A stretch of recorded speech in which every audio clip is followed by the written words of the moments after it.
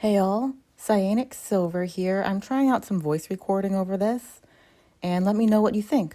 Also, the music I overlaid, it does not belong to me, and the link to that music is in the description. Alright, Leo's Memory. As I'm playing Hunter in this game, in this match, I didn't include the blur box on the bottom left as there's no usernames popping up there. Interesting thing about Mary, which is the name of Bloody Queen, is that she was my very first hunter that I bought back when I joined Identity 5 all the way in 2019, back when Mary was the newest addition to the game.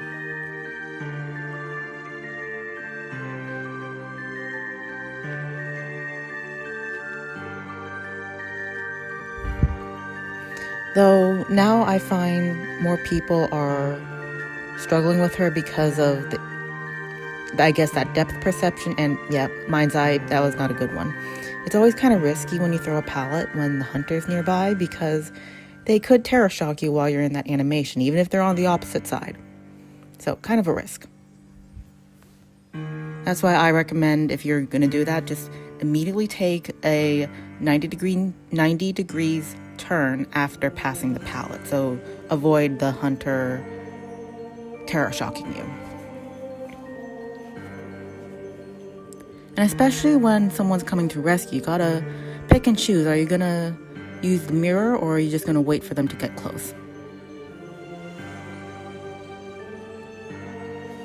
Anyways, back to what I was talking about early, Mary. She was easier to learn back then. That was kind of a mistake there, throwing that pallet, but Mind's Eye still recovered. And I say it was a mistake because Mind's Eye was trapped on the other side. It can sometimes be a sign of a survivor trying to throw their team. And that's never a good thing when it's just one survivor doing it. Obviously, there's suicide squads, but those are just when the entire team agrees on it and not just one of them. But back to Mary. I remember I used to have every single one of her skins, except for the very first time-limited one, which was Bloodbath. But I used to have every one of her skins, at least up until I took my break. Yep, there's that palette thing again. And it took me years. I've kind of learned to sort of... I'd like to say that I mastered Bloody Queen's Aqua Mirror. And if only I went a little bit further north of the map, I would have found Patient. But oh well, that is the thing about borrowed time, is that after both of you have that borrowed time effect, go in separate directions, Hunter will only be able to chase one of you. Though it does have that risk of using your self-healing right then and there, which it's very much a judgment call, I think. A lot of these decisions in the game are very much just judgment call based on what's going on with your team, what's going on with the hunter, and that was another good Aqua Mirror one. Most people I find nowadays who play Bloody Queen haven't learned how to eyeball where the Aqua Mirror is. That's why they have difficulty with it. So my recommendation to anyone who wants to play Bloody Queen is learn the environment like the back of your hand. So you can estimate. So as you're focused on your Aqua Mirror, you can still navigate the environment without needing to constantly watch Bloody Queen's actual body, not the Aqua Mirror, if that came out okay.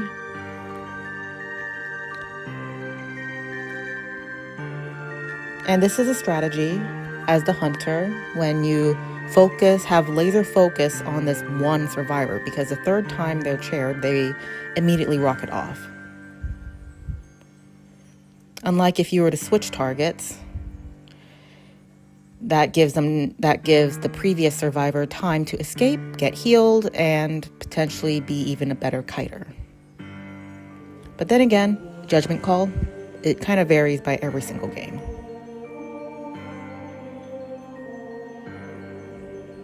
Sometimes survivors will attempt to do that, which is called it's juking the hunter. When the hunter goes to make an attack, just run behind them, hoping that they'll miss their attack. And there goes Psychologist.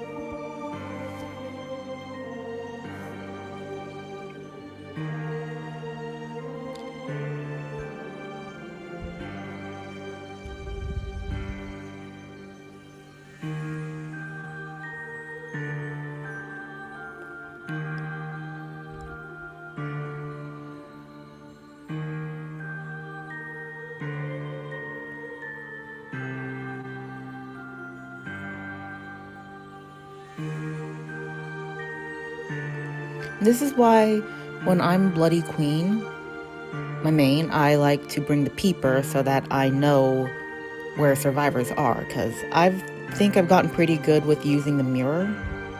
I can eyeball where they are, where the survivor is, where to place my mirror to best hit them. Some people like to bring warp though, which I think is another good one, because increasing movement speed is always a good one. Especially for the slower hunters like Hell Ember or even Hermit.